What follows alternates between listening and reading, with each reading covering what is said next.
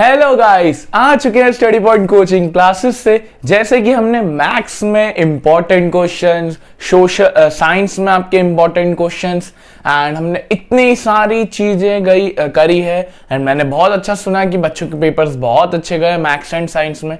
तो अब की बारी है सोशल साइंस की। सोशल में हमारा टारगेट रहेगा कि हम 3 से 4 वीडियो लेके आए आपके लिए। एक तो मेगा रिवीजन जो आज आ रहा है, मेगा रिवीजन में आपके सातों चैप्टर्स हो जाएंगे। दूसरी चीज एक मैप वर्क की अलग वीडियो आएगी। तीसरी चीज टॉप 30 या टॉप 40 क्वेश्चंस की एक वीडियो आएगी। चौथी चीज लास्ट मिनट टिप्स आएगी सोशल के लिए। तो 4 वीडियोस आपको देखने को मिलेगी स्टडी पॉइंट वाले चैनल के ऊपर। अगर आपको मेरा कंटेंट अच्छा लगता हो तो प्लीज इस चैनल को सब्सक्राइब कीजिए। तो चलिए, जय श्री कृष्ण का नाम लेकर आज के मेगा रिवीजन को करते शुरुआत। तो मेगा रिवीजन में हम 7 चैप्टर्स 45 मिनट में करेंगे, थंबनेल में देख लिया होगा। तो चलिए करते चालू। सबसे पहला अगर चैप्टर की बात करें तो वो है नेशनलिज्म इन इंडिया। अब भैया ये अकेला एक लौता चैप्टर है जो 10 नंबर का है। 10 हिस्ट्री, 10 सिविक्स, 10 इको, 10 ज्योग्राफी। तो 10 नंबर का ये आपका चैप्टर है, बड़ा आसान। इसमें से एक मैप वर्क भी बनेगा, मैप वर्क की अलग बात करेंगे। तो 9 नंबर इसमें से बन रहे हैं। 9 नंबर का भी क्लासिफिकेशन कुछ यूं है कि 5 नंबर की तो एक केस स्टडी बना देगा वो, 3 नंबर की एक वो बना देगा, नॉर्मल क्वेश्चन बना देगा, या ऐसा भी हो सकता है 2-2 नंबर के 2 क्वेश्चन बना दे। तो रफली अगर मैं बोलूं तो 9-10 का आंकड़ा चलेगा इस चैप्टर के अंदर। तो देखें हम nationalism in India. Nationalism in India, जब भारत देश ब्रिटिश एम्पायर के राज में था तो फर्स्ट वर्ल्ड वॉर के दौरान 1913 से 1919 तक हमारे भारत देश के ऊपर बहुत खतरनाक इंपैक्ट पड़ा था। एंड हाँ बच्चों, मैं अभी रिवीजन में आपको कहानी बताऊंगा, क्वेश्चन आंसर, नोट्स, ये सारी चीजें आपको गूगल ड्राइव के लिंक में मिल जाएंगी। डिटेल्ड नोट्स हैं हर चैप्टर के, हर सब्जेक्ट के। तो 1913 से 1918 तक फर्स्ट वर्ल्ड वॉर चल रहा था, ब्रिटेन लड़ रहा था एंड ब्रिटेन हमारे भारत से ही इक्विपमेंट्स ले रहा था। इसलिए उन्होंने भारत में इनकम टैक्स लॉन्च किया, पहली चीज।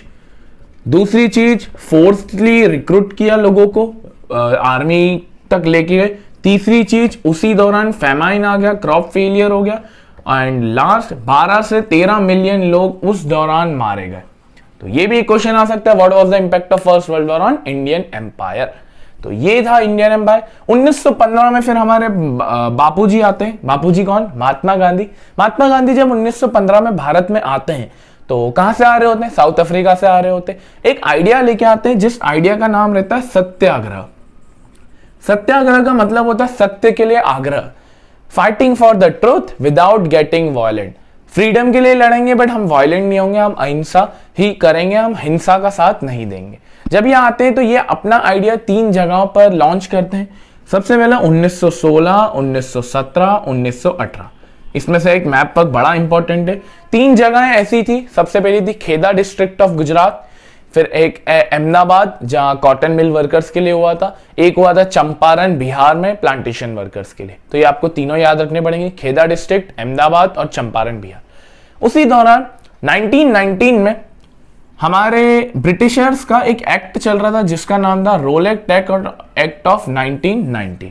रोलेक्ट एक्ट के अकॉर्डिंग ब्रिटिशर्स के पास पावर थी कि कोई भी प्रिजनर, कोई भी पॉलिटिकल लीडर को वो जेल में डाल सकते थे विदाउट ट्रायल, वो भी 2 साल के लिए। तो ये रोलेट एक्ट चल रहा था। गांधी जी ने इस एक्ट के खिलाफ रोलेट सत्याग्रह लॉन्च किया एंड रोलेट सत्याग्रह में लोगों को बोला गया था कि आपको प्रोटेस्ट करना है, स्ट्राइक्स करनी है एंड जो रैलीज निकालनी है, बट कैसी? Without getting violent. हमें हिंसा नहीं करनी, हमें नॉन हिंसा से चलना। तो गांधी जी ने ये एक्ट चालू किया। ब्रिटिशर्स ने जब देखा कि इस रोलेट सत्याग्रह को थोड़ा लोग डिमांड दे रहे हैं, लोगों को इसका अप्रेजल मिल रहा है, तो ब्रिटिशर्स ने क्या किया?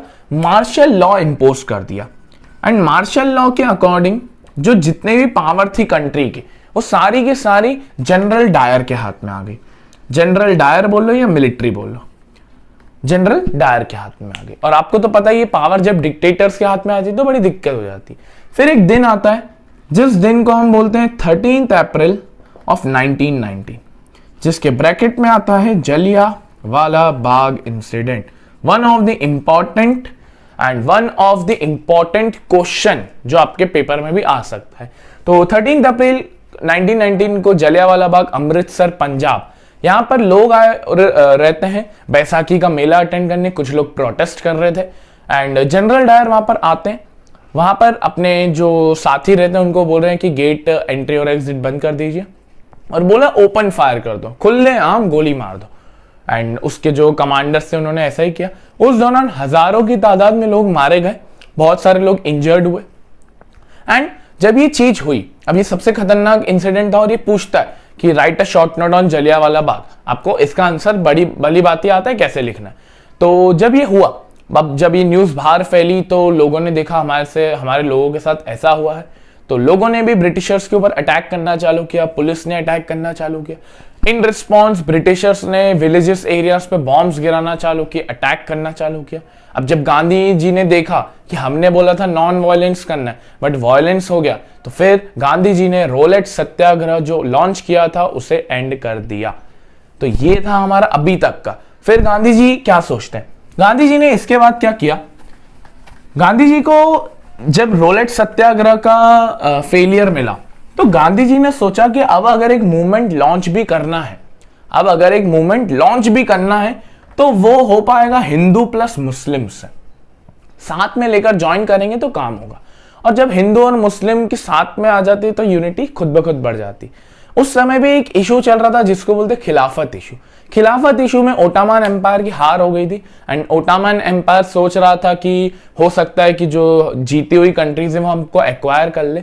तो वहां के दो ब्रदर्स जिनका नाम था मोहम्मद अली एंड दूसरे थे शौकत अली, वो गांधी जी के पास आए।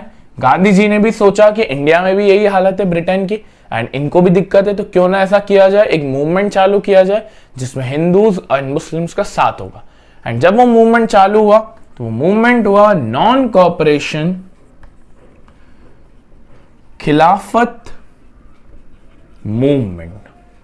नॉन कॉपरेशन खिलाफत मूवमेंट बड़ा अच्छा मूवमेंट था जिसको हम शॉर्ट में 1921 में चालू हुआ था, जिसको हम शॉर्ट में एनसीएम बोलेंगे, याद रखेंगे। अब इस मूवमेंट के अकॉर्डिंग, अब नाम से समझिए काम हो जाएगा। नॉन कॉपरेशन मतलब आपको कॉपरेट नहीं करना है, आपको साथ नहीं देना है ब्रिटिशर्स का। तो ठीक है, गांधी जी ने मूवमेंट भी अच्छा चालू कर दिया। और गांधी जी की एक बुक थी हिंद स्वराज, उसमें लिखा हुआ था कि आज जो ब्रिटिशर्स का इंडिया में राज है वो इसी कारण है क्योंकि इंडिया वालों ने उन्हें अलाउ किया कि वो उनके अंदर आ सके। ये बुक में भी लिखा हुआ था। अब जब ये मूवमेंट चालू हुआ तो मूवमेंट में कुछ लोगों का पार्टिसिपेशन देखने को मिला एंड वो इंपॉर्टेंट है। तो मेनली 4 लोगों का पार्टिसिपेशन आपको नॉन कॉपरेशन में देखने को मिलेगा। सबसे फर्स्ट आएंगे मिडिल क्लास, सेकेंड आएंगे पीजेंट्स, देन आएंगे आपके ट्राइबल्स एंड देन फोर्थ आएंगे आपके प्लांटेशन वर्कर्स।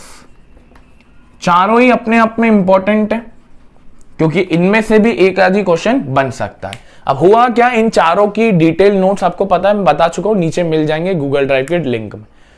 नॉन कॉपरेशन में सबसे पहले मिडिल क्लास की बात करें। मिडिल क्लास में आते हैं टीचर्स, लॉयर्स एंड जो आपके गवर्नमेंट ऑफिशियल्स है। उन्होंने क्या किया, कॉपरेट नहीं करना था, उन्होंने क्या किया, सबसे पहले जो ब्रिटिशर्स के इंस्टीट्यूशन में काम करते थे वो छोड़ दिए। लॉयर्स ने अपनी प्रैक्टिसेस छोड़ दी, फॉरेन क्लोथ्स को बॉयकॉट करने लगे, लिकर शॉप्स को पिकेट करने लगे, काउंसिल इलेक्शंस को बॉयकॉट किया। हाँ, एक जगह पे काउंसिल इलेक्शंस बॉयकॉट नहीं हुए थे, वो थे मद्रास में जहां पर नॉन ब्राह्मण पार्टी थी। ये सब हुआ बट मिडिल क्लास ने बहुत अच्छा पार्टिसिपेशन दिखा, बट कुछ ड्रॉबैक्स भी थे और ड्रॉबैक्स इंपॉर्टेंट है। ड्रॉबैक्स ये थे कि भैया आपने ब्रिटिशर्स के इंस्टीट्यूशन तो छोड़ दिए बट क्या जॉब करने के लिए दूसरे इंस्टीट्यूशन है? नहीं, पहला drawback, no alternative Indian institution.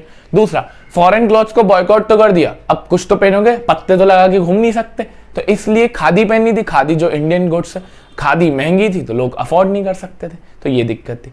फिर दूसरे आए हमारे पीजेंट्स। पीजेंट्स मतलब जो छोटे छोटे फार्मर्स होते हैं, इनकी डिमांड ये थी कि इनका रेंट कम होना चाहिए।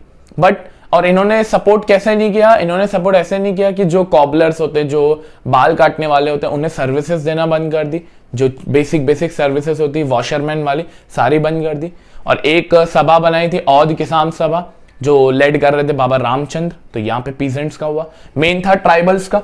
अब ट्राइबल्स में क्या हुआ, ट्राइबल्स मतलब आदिवासी। अब आदिवासियों के लिए मेन चीज ये थी कि उन्हें फॉरेस्ट में जाना है, कैटल को ग्रेस करवाना है, फ्रूट्स कलेक्ट करने, वेजिटेबल्स कलेक्ट करनी है। बट उस समय पे उन्हें अलाउ नहीं किया जाता था ब्रिटिशर्स के द्वारा।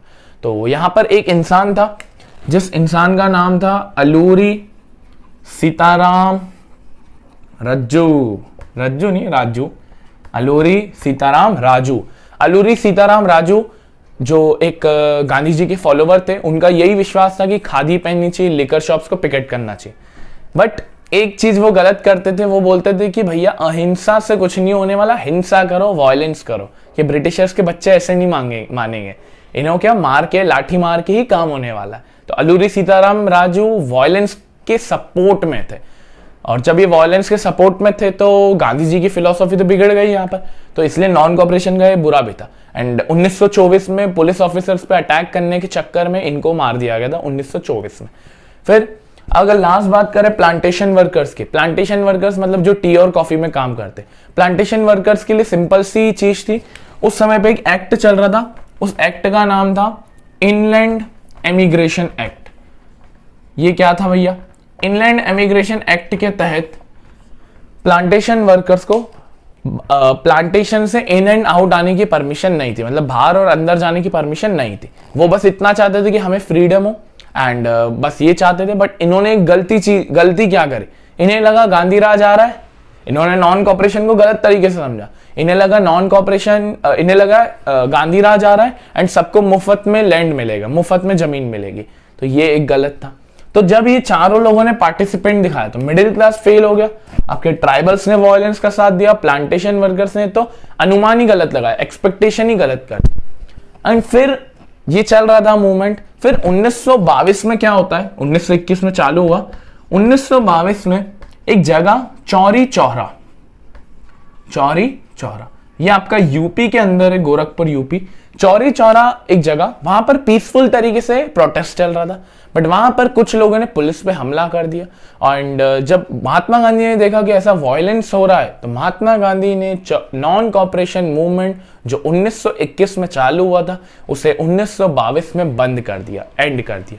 तो ये मूवमेंट भी गांधी जी की एक बहुत बड़ी फेलियर बोल सकते हैं, रोलेट सत्याग्रह के बाद।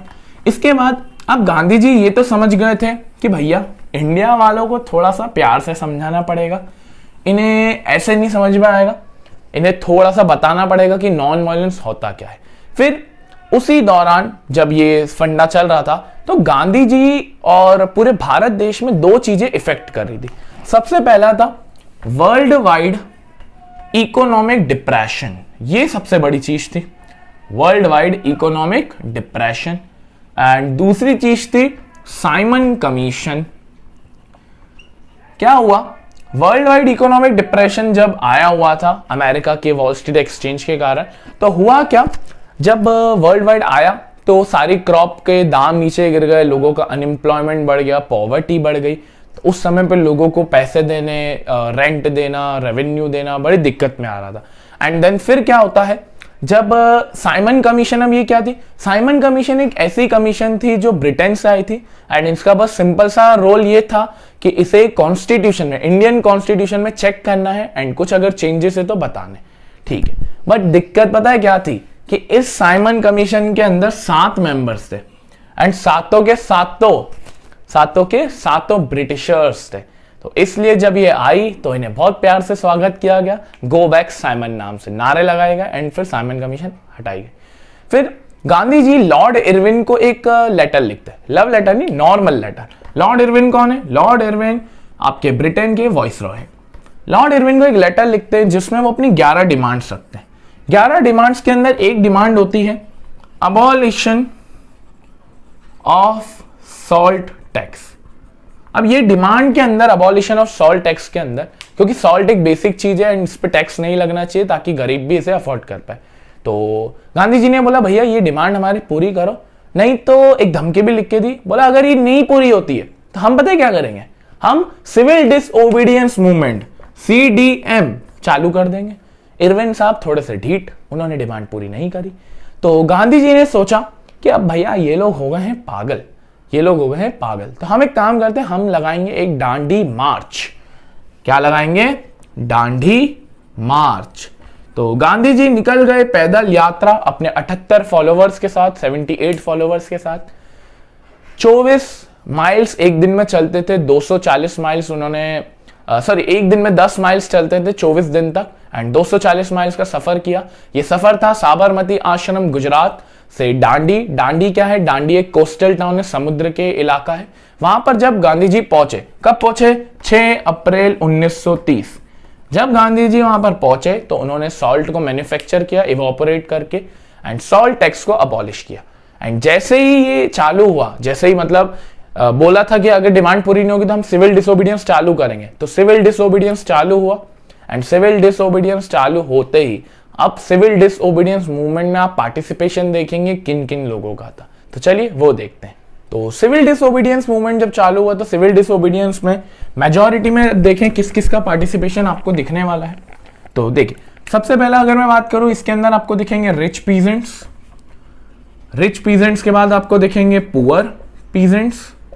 फिर दिखेंगे इसमें आपको बिजनेस क्लास, एंड आपको फिर दिखेंगे वर्किंग क्लास, एंड आपको फिर दिखेगी वुमेन।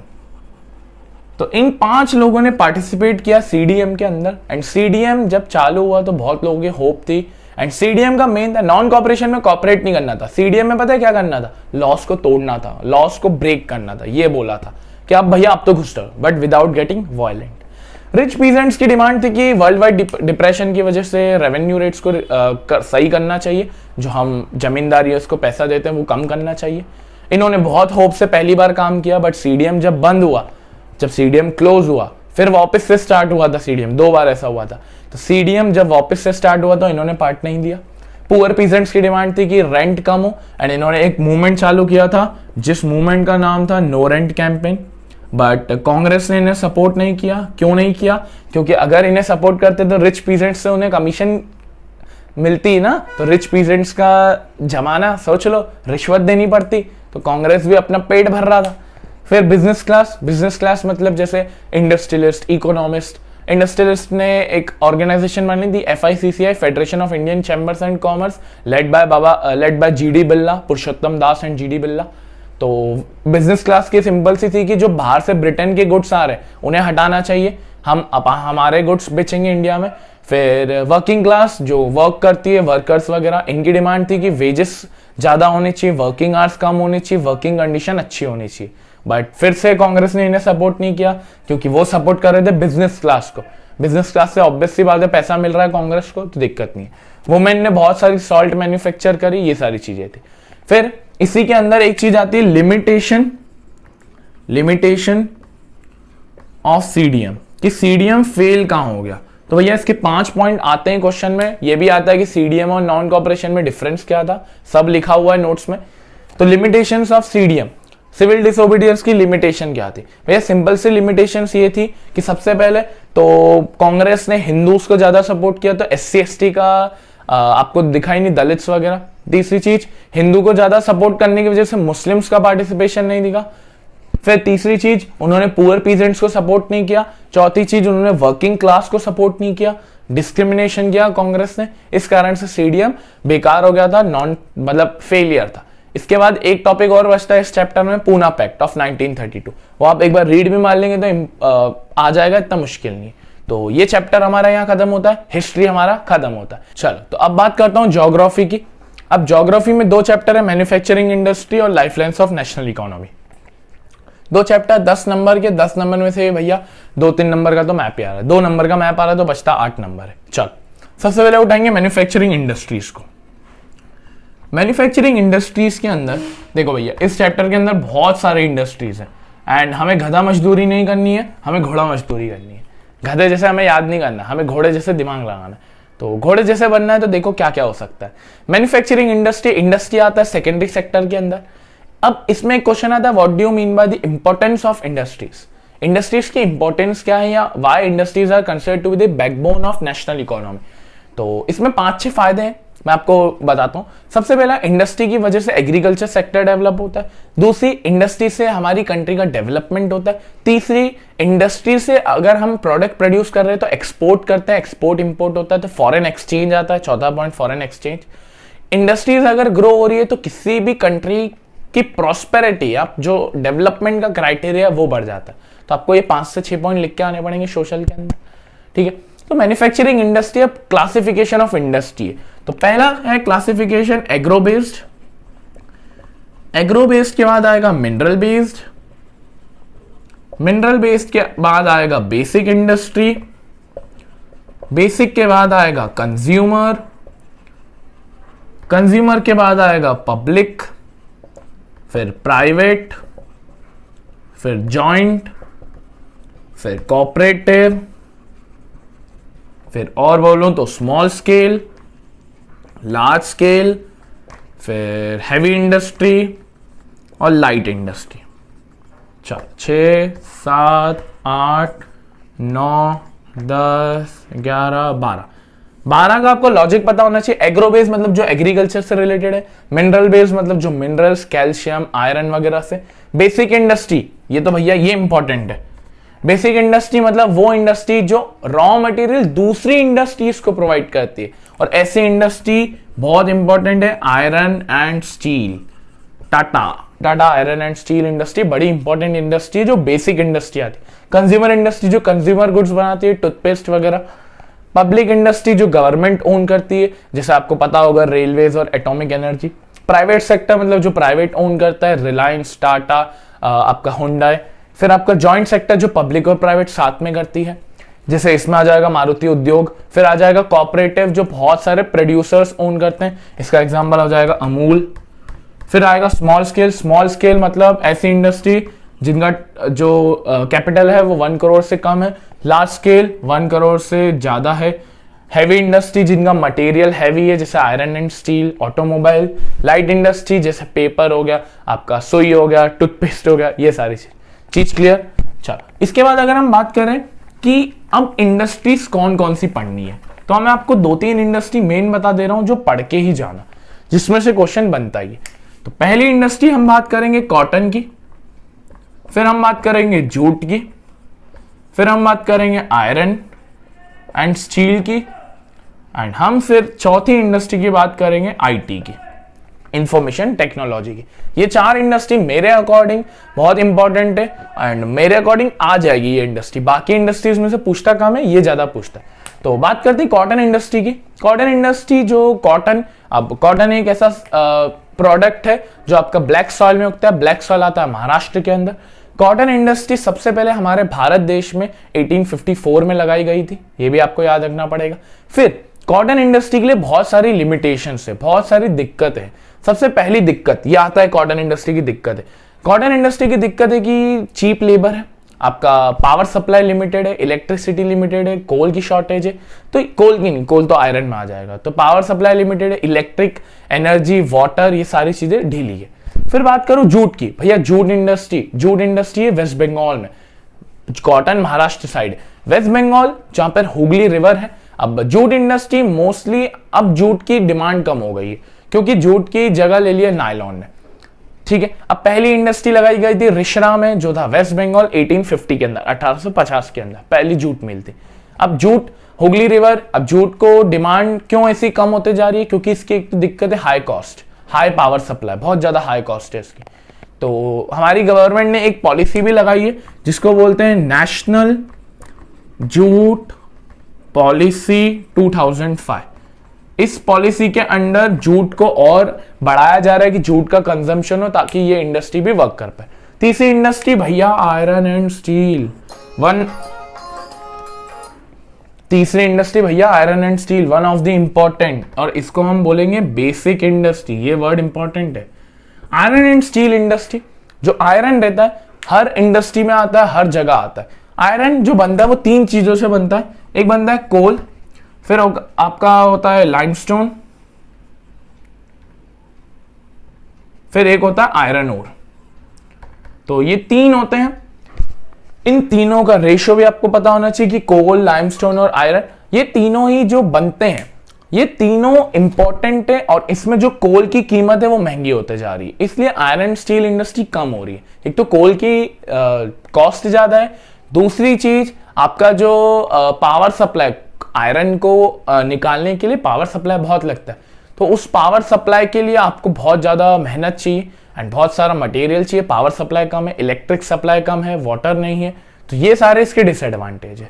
फिर अगर मैं बात करूं आईटी की, आईटी फील्ड जो अभी अभी आई है और हमारे इंडिया का आईटी हब है बेंगलोर। अच्छा, एल्यूमिनियम इंडस्ट्री का थोड़ा बहुत पता होना चाहिए। एल्यूमिनियम आता है एल्यूमिना से, एल्यूमिना आता है बॉक्साइट से, तो आपको ये थोड़ा सा नॉलेज होना चाहिए। फर्टिलाइजर इंडस्ट्री जो ग्रीन रिवॉल्यूशन के बाद से फेमस हुई थी। ऑटोमोबाइल इंडस्ट्री एलपीजी पॉलिसी के बाद से फेमस हुई थी, जब हमारे भारत देश में लिबरलाइजेशन आया था 1991 के अंदर। तो आपको ये थोड़ी सी नॉलेज होनी चाहिए हर एक इंडस्ट्री की। मेन ये 4 बताइए, ये इंपॉर्टेंट है, और इसके अंदर इंपॉर्टेंस ऑफ इंडस्ट्रीज वो one of the best topic है। तो ये हमारा चैप्टर हो गया। इसमें पॉल्यूशन वाला खुद देख लेना, इतना मुश्किल नहीं है, आता भी नहीं है तो पता होना चाहिए। फिर ये चैप्टर होने के बाद ज्योग्राफी में हमारा बचता है, अच्छा मैप पक में बाद में ही करवाऊंगा, बता चुका हूं मैं, मैप पक यहां नहीं, मैप पक के लिए अलग वीडियो बनेगी। तो अब एक चैप्टर इसमें आता है, बचता है लाइफलाइंस ऑफ इंडियन इकोनॉमी। चलो भैया, लाइफलाइंस भी 3 है, जैसे एक आएगा आपका रोड्स, रोड्स के बाद आएगा रेलवेज, रेलवेज के बाद आएगा आपका वाटरवेज, 4 है सॉरी, एंड एक और आ जाएगा आपका एयरवेज। फिर इसमें एक और टॉपिक आ जाएगा टूरिज्म। तो हमारा ये चैप्टर में यही है। सबसे इंपॉर्टेंट टॉपिक तो भैया रोड्स है, रोड्स सबसे इंपॉर्टेंट है। एंड एक क्वेश्चन आता है, why roadways have preceded railways, railways को पीछे क्यों छोड़ दिया भैया, या रोड्स आर इंपॉर्टेंट। भैया देखो, बहुत सिंपल पॉइंट है, बता दूंगा, आ जाएगा। सबसे पहले रोड्स चीपर है, उतना ट्रांसपोर्ट कंस्ट्रक्शन कॉस्ट नहीं लगता जितना रेलवेज में लगता है। दूसरा, roads door to door service provide करते हैं। तीसरा, ये जो रोड्स है वो फीडर है दूसरे ट्रांसपोर्ट के लिए भी। देखो, आप रेल से घर आओगे तो वो कैसे आओगे, रोड से ही आओगे ना। रोडवेज आपके हायर स्लोप्स पे भी चल सकते हैं, ट्रेन थोड़ी ना यूं चलेगी, रोड्स चल सकते हैं, ट्रक्स चल सकती है। कर्व्ड जो सर्कुलर है वहां पर भी ट्रेन काम नहीं करेगी, कौन काम करेगा, रोड्स काम करेंगे। तो ये इंपॉर्टेंट है। अब रोड्स के टाइप है भैया, 5 तरह के रोड्स है। सबसे पहला आपका गोल्डन क्वाड्रिलेटरल, फिर आपका नेशनल हाईवे, फिर आपका स्टेट हाईवे, फिर आपका डिस्ट्रिक्ट रोड्स, फिर आपका बॉर्डर रोड्स। 5 ही इंपॉर्टेंट है। चल 5 की बात करते हैं। गोल्डन क्वाड्रिलेटरल आपका बन रहा है जो 4 स्टेट्स को कनेक्ट कर रहा है। एक बार दिल्ली आपका, फिर इस साइड आ जाएगा आपका वेस्ट बंगाल, एक बार नीचे तमिलनाडु, फिर महाराष्ट्र से, तो एक क्वाड्रिलेटरल बन रहा है। गोल्डन क्वाड्रिलेटरल को मेंटेन करते हैं NHAI, इसका फुल फॉर्म है national highway authority of India. Important है, याद रखना, national highway authority of India. National highway जो एक स्टेट को दूसरे स्टेट से कनेक्ट करते हैं, जैसे मध्य प्रदेश से महाराष्ट्र जाना है तो एक नेशनल हाईवे लगेंगे, बहुत सारे नेशनल हाईवे। इन्हें मेंटेन करता है CPD, central public work, CPWD sorry, central public work department. State highways जो स्टेट्स के अंदर लिंक है, जैसे इंदौर उज्जैन, इंदौर भोपाल, इंदौर आपका देवास, ये जो रोड्स हैं इनको मेंटेन करता है SPWD, state public work department. District roads जो गांव वगैरह में जो डिस्ट्रिक्ट रोड्स होते हैं इन्हें मेंटेन करता है जिला परिषद। बॉर्डर रोड्स जैसे India China border, India Nepal border, India Bhutan border, तो यहां पर इन्हें मेंटेन करता है BRO, border road organisation. Important clear ये रोड्स का। फिर अगर मैं बात करूं रेलवेज की, रेलवेज का ज्यादा तो नहीं है। रेलवेज इंपॉर्टेंट इसलिए क्योंकि ट्रांसपोर्टेशन के काम आते हैं, चीपेस्ट है। बट रेलवेज में पता है दिक्कत क्या हो रही है, रेलवेज क्यों पीछे हो रहे हैं, एक तो कंस्ट्रक्शन कॉस्ट ज्यादा है, दूसरी चीज लोग रेलवेज की प्रॉपर्टी को हार्म कर रहे हैं, चोरी कर लेते हैं, तुम्हें पता ही है, तुम्हें क्या बताना, तुम भी चोर हो। तीसरी चीज आपकी फिर रेलवेज के अंदर ही आप जो कुछ पैसेंजर्स विदाउट ट्रेवल कर ले, विदाउट टिकट ट्रेवल करते हैं, ये भी चीज है। तो इस कारण से ये जो रेलवेज है ये पीछे होते जा रहे हैं। फिर अगर बात करें हम एयरवेज की, एयरवेज एयरप्लेन से जाना भैया सबसे महंगा है बट सबसे कंफर्ट है, सुख शांति वाला जीवन है एयरप्लेन में। महंगा है पता है। एयरवेज के एयरपोर्ट्स बहुत सारे हैं, हम बाद में डिस्कस करेंगे जब मैप में आएंगे। वाटरवेज, वाटरवेज सबसे इंपॉर्टेंट क्या है, वाटरवेज से ज्यादा अगर एक कंट्री से दूसरी कंट्री में ट्रेड करना है तो हम एयरप्लेन नहीं यूज करते, महंगा पड़ता है। हम क्या यूज करते हैं, वाटरवेज, ये याद रखेंगे। तो वाटरवेज से हम एक कंट्री से दूसरी कंट्री में ट्रेड करते हैं। जैसे हमारे भारत में कुछ ऐसा है, तो हमारे भारत का जैसे ये पेनिनसुलर रीजन है, तो पेनिनसुलर रीजन में ये वाला यहाँ से पूरी कंट्रीज, यहाँ पर इतनी सारी कंट्रीज, यहाँ पर इतनी सारी कंट्रीज, तो ट्रेड हो जाता है। तो वाटरवेज का ये काम है। फिर अगर मैं बात करूं टूरिज्म, तो टूरिज्म एज अ ट्रेड बड़ा इंपॉर्टेंट है कि टूरिज्म से पैसे कैसे कमा सकते हैं। तो टूरिज्म के अंदर ही जैसे अभी तो 2 साल से कोविड बंद था, कोविड था तो टूरिज्म इंडस्ट्री की वाट लगी हुई थी। बट टूरिज्म से हम पैसा कैसे कमाते हैं, जब बाहर के लोग इंडिया आते हैं तो वो अपना टूर करते हैं, वो होटल्स यूज करते हैं, लोकल प्रोड्यूसर से हैंडीक्राफ्ट लेते हैं, टिकट्स आती है, तो बहुत सारा पैसा मिल जाता है। एंड लगभग जो नीति आयोग थी, उन्होंने एक संस्था है, उन्होंने बोला था 35 लाख जॉब्स टूरिज्म इंडस्ट्री में आ सकती है। तो ये इंपॉर्टेंट है टूर के लिए। तो ये चैप्टर आपको समझ में आ गया होगा। इस चैप्टर में मेरे अकॉर्डिंग कुछ भी नहीं छूटा सिवाय मैप के। तो आई थिंक पूरा चैप्टर क्लियर हो गया होगा। अब हम ज्योग्राफी हमने कंप्लीट कर लिया, अब हम बढ़ते सिविक्स के ऊपर। अब सिविक्स की तरफ बढ़ते। सिविक्स में 2 चैप्टर, पॉलिटिकल पार्टीज और outcomes of democracy, 10 number. Civics के अंदर 5 नंबर का एक क्वेश्चन देखने को मिल रहा है, 3 नंबर का एक क्वेश्चन और 2 नंबर का एक क्वेश्चन। तो सिविक्स में बात करते पॉलिटिकल पार्टीज। भैया बड़ा सिंपल है, पार्टी किसको बोलते हैं? ग्रुप ऑफ पीपल को। पॉलिटिकल पार्टीज में अब पॉलिटिकल पार्टीज की इंपॉर्टेंस क्या है, फंक्शंस क्या है, इस चैप्टर के अंदर ही आता है। Functions of parties, of political parties. भैया 7 फंक्शंस लिखवा रखा है मैंने। तो ऐसे 7 फंक्शन है क्या? सबसे पहला function, parties form government, parties से ही गवर्नमेंट फॉर्म होती है। Parties shape public opinion, parties play in role of opposition, अगर हार जाए तो अपोजिशन का रोल प्ले कर देती है। Parties make laws in the country, laws बनाती है कंट्री के अंदर। Parties listen to the choices of people and fulfil them, demands वाला। फिर छठा पॉइंट आप इसमें डाल दे सकते हो कि parties provide people access to government machinery and welfare schemes, जितने भी गवर्नमेंट की स्कीम्स हैं लोग उससे फायदा उठा सकते हैं। तो पार्टीज के फंक्शंस में यह देख जाना, आने के चांसेस 99.9%। अब पार्टीज 2 तरह की होती है। सबसे पहली पार्टीज अगर मैं बात करूं तो एक होती है नेशनल पार्टीज और दूसरी होती है स्टेट पार्टीज। नेशनल नाम से समझ में आ रहा है जो पूरे नेशन में काम करेगी, स्टेट जो स्टेट्स में काम करेगी। हमारे भारत देश में 7 नेशनल पार्टीज हैं। अब भैया 7 लिखवा रखिए, 7 पढ़ा रखिए, बट अब क्योंकि एग्जाम है तो हम 7 तो रट नहीं सकते, तो मेन 2 पार्टीज रखेंगे, भारतीय जनता पार्टी और इंडियन नेशनल कांग्रेस, बस बहुत। नेशनल पार्टी का सबसे पहले क्राइटेरिया है, और ये क्राइटेरिया कौन बनाता है? ये बनाता है election commission of India. Criteria क्या है? 6% वोट्स आपको चाहिए लोकसभा इलेक्शंस में, पहला क्राइटेरिया। अगर ये नहीं हो पाया तो भैया एक चॉइस दी है, यहां तो ये, यहां तो ये। तो दूसरा चॉइस वो है कि 4 स्टेट्स में आपकी गवर्नमेंट होनी चाहिए, एंड इसके साथ एक और चीज चाहिए, and 4 seats in Lok Sabha. Total 543 seats में से आपकी 4 सीट्स उस पार्टी की होनी चाहिए। 6% वोट्स हैं तो लोकसभा इलेक्शंस में, या उसके और में 4 स्टेट्स में गवर्नमेंट, बट एक कंपलसरी चीज क्या, 4 seats in Lok Sabha. State party का क्या है? स्टेट पार्टी का 6% वोट्स इन असेंबली इलेक्शंस। भैया असेंबली इलेक्शंस मतलब वो विधानसभा इलेक्शंस, जैसे मध्य प्रदेश के होते हैं सीएम के लिए, सीएम पद के लिए, उसको 6% वोट्स। एंड इसके साथ साथ एक चीज, एंड 2 सीट्स इन लोकसभा, कम से कम 2 सीट्स आपकी लोकसभा में होनी चाहिए, उसी को हम स्टेट पार्टी बोलेंगे। ये क्राइटेरिया इंपॉर्टेंट है, भले फोटो लेना है ले लो। तो अब नेशनल पार्टीज हमारे यहाँ पे 7 है। जैसे आपने मेन अगर मैं आपको बताऊं तो Bharatiya Janata Party, BJP, Indian National Congress, BSP Bahujan Samaj Party, All India Trinamool Congress, फिर आपका और भी 2-3 पार्टीज है, बट जो मेन है वो है कांग्रेस और भाजपा। सबसे पहले बात करते हैं भारतीय जनता पार्टी। भारतीय जनता पार्टी जो बनी थी 1980 के अंदर, अटल बिहारी वाजपेयी सबसे पहले लीडर बने। 1980 में तो इस पार्टी का इतना फोकस नहीं था, मतलब इतना बोल सकते कंट्री में डिमांड नहीं थी। बट जैसे ही 2014 एंड 2019 जब भारतीय जनता पार्टी हमारे भारत में लीड करने लगी, तो मोदी साहब इसके लीडर बने, प्राइम मिनिस्टर बने। इनकी आइडियोलॉजी बड़ी इंपॉर्टेंट है कि भैया यही पूछता है कि बीजेपी की आइडियोलॉजी बताओ। आइडियोलॉजी मतलब वहां की प्रेरणा, क्या सिद्धांत है, क्या करना चाहती है वो पार्टी। आइडियोलॉजी ये थी कि सबसे पहला ये प्रमोट करते थे एंशिएंट कल्चर को, पहली चीज।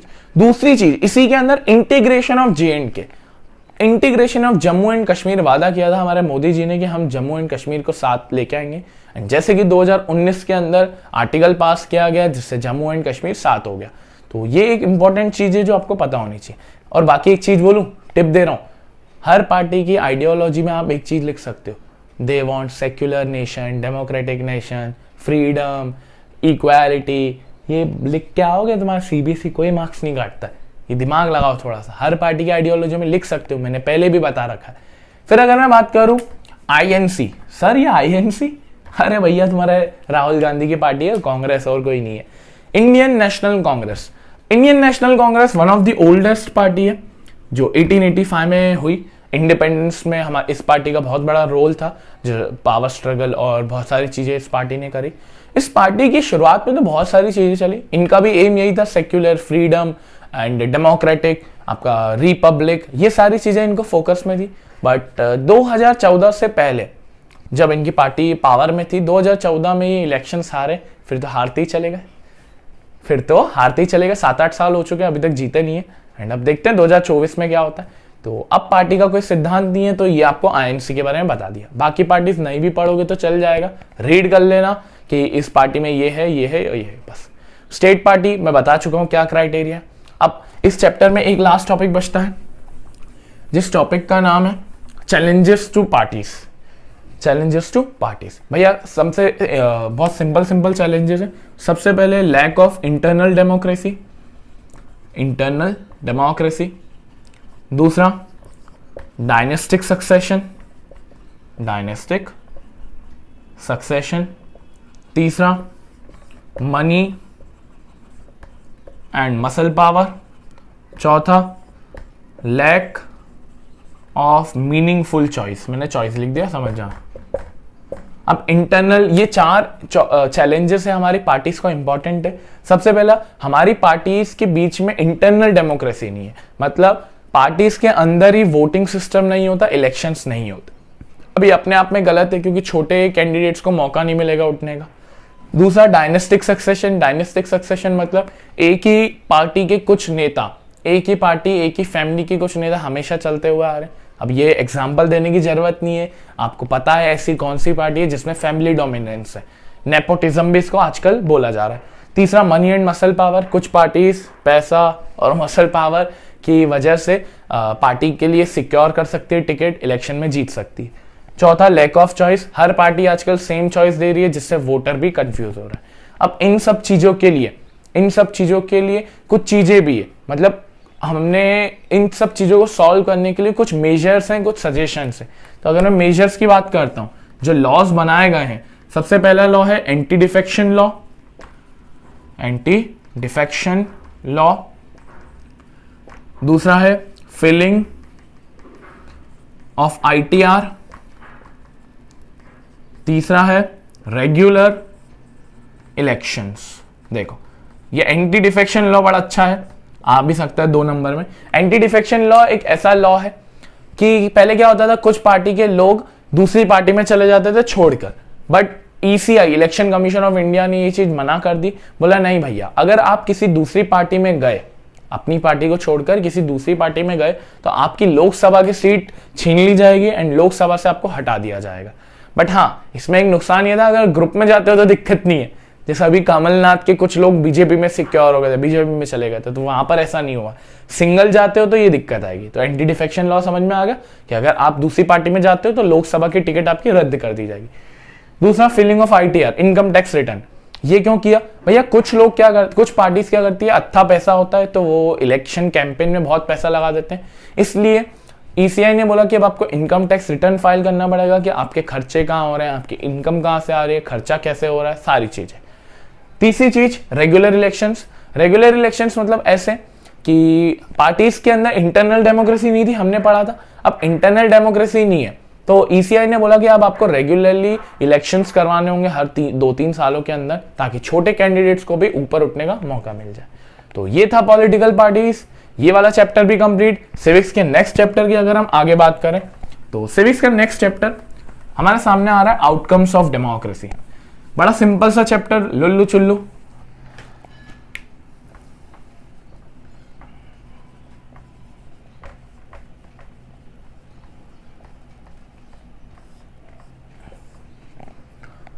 तो हमारे सामने ये आ रहा है आउटकम्स ऑफ डेमोक्रेसी। डेमोक्रेसी क्या होती है, जहां पर लोग लीडर्स को चूज करते हैं। भैया 3 लेवल ऑफ गवर्नमेंट है, मोनार्की, डिक्टेटरशिप, डेमोक्रेसी। सबसे ज्यादा डेमोक्रेसी अच्छी है आज के चलन में। अच्छा, पार्टीज के अंदर मैंने एक टॉपिक छोड़ दिया, single party system, multi party system. देख लेना, सिंपल है, इतना मुश्किल नहीं है। आउटकम्स ऑफ डेमोक्रेसी, तो डेमोक्रेसी की बहुत सारे आउटकम्स है। आउटकम्स मतलब क्या लोग एक्सपेक्ट करते हैं और रियलिटी में क्या। तो कुछ आउटकम्स या कुछ बेसिस है। सबसे पहला बेसिस है इकोनॉमिक बेसिस।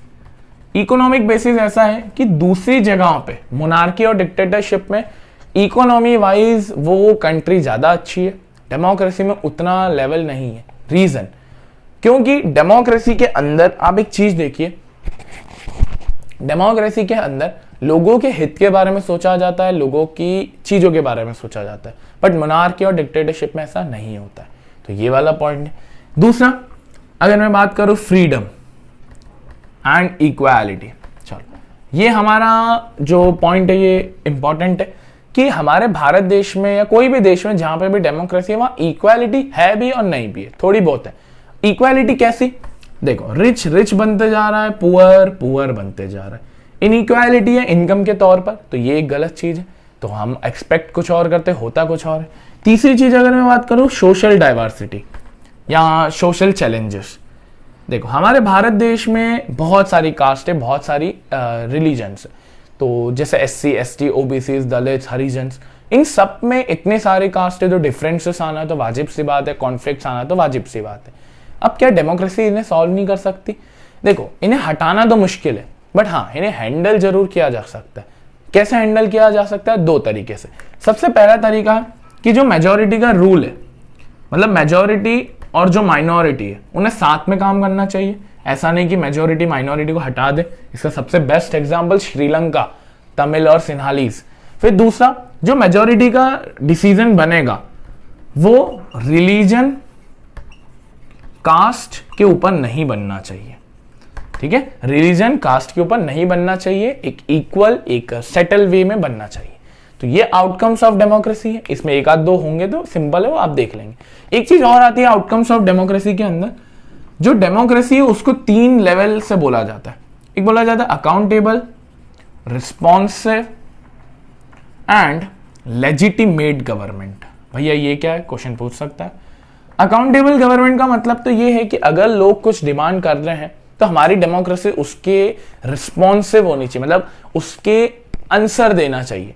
फॉर एग्जाम्पल लोगों को चाहिए कि फ्री इक्वल चॉइसेस हो, आपको इक्वल वोटिंग हो, तो डेमोक्रेसी को अकाउंटेबल होना पड़ेगा, लोगों के प्रति सहायक होना पड़ेगा, ये इंपॉर्टेंट है। दूसरी रिस्पॉन्सिव, जो भी लोगों की डिमांड है, लोगों की एक्सपेक्टेशन सिंपल सी है, मिडिल क्लास को कम पैसा देना चाहिए, अमीर को थोड़ा सा कंट्रोल में करना चाहिए, टैक्सेस हटाने चाहिए। तो जो डेमोक्रेसी है उसको रिस्पॉन्सिव होना चाहिए इनके प्रति। तीसरी चीज लेजिटिमेट का मतलब होता है जो लीगल है।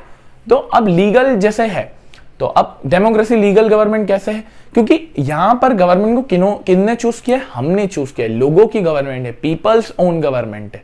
तो पीपल्स ओन गवर्नमेंट है, इस कारण से लेजिटिमेट गवर्नमेंट का इसे तिरस्कार, मतलब एक वर्ड दिया गया है। तो ये हमारा सिविक्स भी कंप्लीट हो गया, हिस्ट्री, सिविक्स, ज्योग्राफी कंप्लीट। चलो तो अब बात करते हैं इकोनॉमिक्स के अंदर। इकोनॉमिक्स के अंदर 2 चैप्टर है। सबसे पहला है मनी एंड क्रेडिट। चलो मनी एंड क्रेडिट के अंदर सबसे पहले, मनी आजकल मॉडर्न फॉर्म ऑफ करेंसी है जो आरबीआई इशू करती है on the behalf of central government. पहले चलता था बार्टर सिस्टम, बार्टर सिस्टम में exchange of goods and commodities होता था, पता होगा इतना तो। अब जो बैंक है, बैंक का आपको इंपॉर्टेंट है कि बैंक कमाता कैसे है। बैंक का सिंपल सा है कि बैंक के पास है 2 जन है, एक है डिपॉजिटर और दूसरा है बोरोवर। बैंक क्या करता है?